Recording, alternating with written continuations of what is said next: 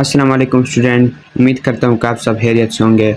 आज हम ट्राई करेंगे क्वेश्चन नंबर 5, 6 और 7। पिछली वीडियो में हमने क्वेश्चन नंबर 1, 2, 3 और 4 को ट्राई किया था। इंशाल्लाह रिज़ल्ट हमारा अच्छा आया था।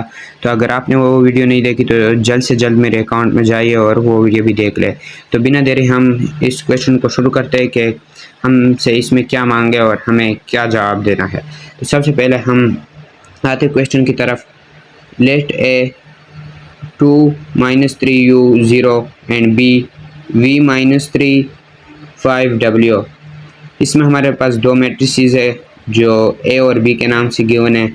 For what values of U V and W R, कि इसमें यू वी और डब्ल्यू के कौन से वैल्यूज़ है।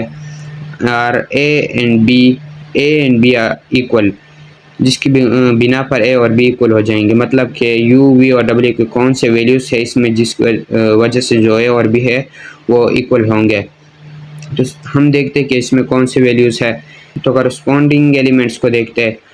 ट्रू वी है, वी का जो वैल्यू है वो वो 2 है। और इसके बाद u है, और u के साथ जो कॉरस्पॉन्डिंग एलिमेंट है वो 5 है। तो u की वैल्यू हो गई 5। और ये 0 है तो w के साथ, तो w की वैल्यू आ गई 0। ये तो आप लोगों को समझ आ चुका होगा। आप क्वेश्चन नंबर 6 की तरफ चलते हैं। इसमें इफ़ ये एक मैट्रिसेस और ये दूसरा matrices, find the values of. If अगर ये मैट्रिसेस इसके इक्वल है तो इसके जो जितने भी वैल्यूज़ है इसमें A B, find the values of A B C X Y and Z, के इसमें एक्स जेड वाई बी इसके क्या वैल्यूज़ है इसको फाइंड करें। तो मैंने वो एक पेज पर लिख ली है, उसको इक्वेशन बनाकर जो उसके साथ, मतलब जैसे x + 3 है तो इसके साथ जो कॉरस्पॉन्डिंग एलिमेंट आता है उसको आपने इक्वालिटी में लिखना है, क्योंकि यहाँ पर लिखा गया है कि ये इक्वल है।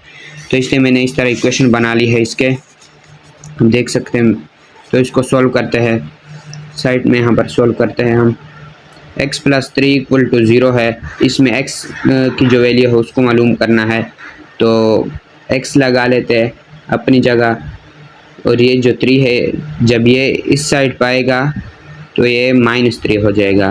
तो 0 - 3, 0 की कोई वैल्यू नहीं है, इसलिए ये x इक्वल हो जाएगा 3 के।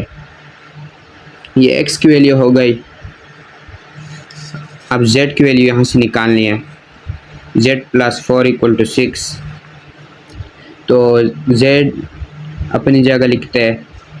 4 यहाँ पर प्लस में है तो ये इस साइड पे जाएगा तो ये माइनस में हो जाएगा। तो 6 - 4, इसकी वैल्यू आती है हमारे पास 2। z की वैल्यू हमारे पास आ गई 2। तो इक्वेशन नंबर 3 इसको देखते हैं। इसमें y की वैल्यू निकालनी है। 2y, ये 2y अपनी जगह = -7, यहाँ पर माइनस में है तो ये इस साइड में जाएगा तो ये प्लस में हो जाएगा। 3y - 2 + 7, तो ये प्लस माइनस, ये माइनस हो जाएगा। मल्टीप्लाई जब होता है तो ये माइनस होता है, प्लस माइनस। तो 2y अपनी जगह = 3y अपनी जगह -2 + 5, इससे हमारे पास +5 आता है। तो 2y = 3y + 5। इसमें इस एलिमेंट को हम इस साइड पे भेजते हैं। 2y, ये +3y है, इसी -3y हो जाएगा = +5। ये प्लस का साइन आप ना भी लगाए तो भी अच्छा है। यहाँ तक तो आ गया। अब 2y और -3y, तो ये 3 और ये 2 इस साथ है -1y, लेकिन -1 हम 1 नहीं लिखते, y इसी तरह अच्छी लगती है तो इसलिए हम लिखते हैं -y = 1 ना हो तो इसका मतलब है कि यहाँ पर 1 है लेकिन लिखा नहीं जाता, = 5। हमने इस y को पॉजिटिव बनाना है, इसलिए हम दोनों साइडों में माइनस को मल्टीप्लाई कर लेते हैं। ये माइनस मल्टीप्लाई हो जाएगा, ये सॉरी इसमें माइनस माइनस ये प्लस हो जाएगा, तो ये y पॉजिटिव में आ जाएगा, तो -5 ये उसी तरह ही आ जाएगा। इसलिए हमारे पास y की वैल्यू यहाँ पर मालूम हो चुकी है। अब हम यहाँ से इक्वेशन नंबर जो 3 है, इससे हम a की वैल्यू निकालेंगे। a की वैल्यू हम यहाँ से निकालते हैं, a-1 इक्वल टू -3। इससे हम निकालेंगे a की वैल्यू, तो a अपनी जगह -1 इस साइड पे जाएगा, तो ये +1 हो जाएगा, -3 + 1, इससे आता है -2। a इक्वल टू -2, क्योंकि माइनस और प्लस इससे हमारे पास माइनस ही आता है, और साइन जो है, जो बड़े के साथ जो साइन होगा वही लगता है। a की वैल्यू हमारे पास आ गई -2, y की वैल्यू हमारे पास आ गई, और इसी तरह x की वैल्यू हमारे पास आ गई 3, और z की वैल्यू हमारे पास आ गई 2। अब जो c की वैल्यू है और b की वैल्यू है वो रहती है, हम उसको भी निकालते हैं। तो 0 इक्वल टू 2c + 4, 2c + 4। अब हम यहाँ पर 4 को उस साइड पे भेजेंगे, 0 ये प्लस है तो ये माइनस हो जाएगा, +4 इक्वल टू 2c। अब -4 इसकी 0 की मैं पहले भी बात कर चुका हूँ, इसकी कोई वैल्यू नहीं है, इसलिए -4 इक्वल टू 2c। अब इस 2 को सिर्फ जो हमें तो c की वैल्यू चाहिए, इसलिए हम इस 2 को ख़त्म करेंगे। यहाँ से दोनों साइडों पर हम जो 2 है उसको डिवाइड कर देंगे, 2 यहाँ पर भी कैंसिल, यहाँ पर भी। यहाँ पर अगर हम इसको डिवाइड करें तो 2 1 ज़र 2, 2 2 ज़र 4। हम -2c इसको इस तरह भी लिख सकते हैं कि c इक्वल टू -2। अब c की वैल्यू भी हमारे पास आ गई। जो आखिरी वैल्यू है इस क्वेश्चन की वो है b की वैल्यू। यहाँ पर है b -3 इक्वल टू 2b + 4। इससे हम b की वैल्यू हम किस तरह निकालेंगे इस वीडियो में आप देख लेंगे।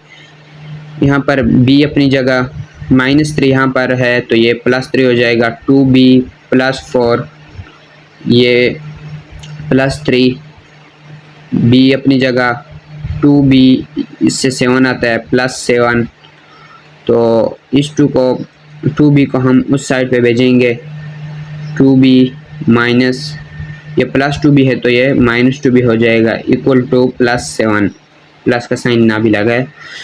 तो b -2b, यहाँ पर मैं पहले भी बात कर चुका हूँ कि इसके साथ हमेशा 1 होता है, जब ये लिखा नहीं जाता लेकिन 1 होता है। तो 2 - 1 -2 + 1, इससे हमारे पास आता है -1, इसलिए हम -1 को नहीं लिखेंगे, सिर्फ -b को लिख लेंगे, इक्वल टू 7। इस माइनस के साइन को ख़त्म करने के लिए हमें वही प्रोसेस करना पड़ेगा। जो माइनस है हम दोनों साइडों पर मल्टीप्लाई कर देंगे, -b इक्वल टू -7। इससे आता है हमारे पास minus plus b equal to -7। इसकी वैल्यू हमारे पास आ गई, ये हमारे पास आ गई b की वैल्यू, ये हमारे पास आ गई c, और ये a की वैल्यू, ये y की वैल्यू, और ये हमारे पास 2, ये z की वैल्यू आ गई, ये x की वैल्यू आ गई। आप पूरे सवाल को ध्यान से देखें, अगर आपको समझ ना आया हो तो दोबारा ये वीडियो देख लें, क्योंकि ये बहुत इंपॉर्टेंट क्वेश्चन है। ये तो 9th क्लास वालों का बेस है, अगर ये आपने नहीं सीखा तो आप आगे भी कुछ नहीं सीख सकते। अल्लाह ऐसा ना करे, लेकिन कोशिश करें कि सीख लिया करें।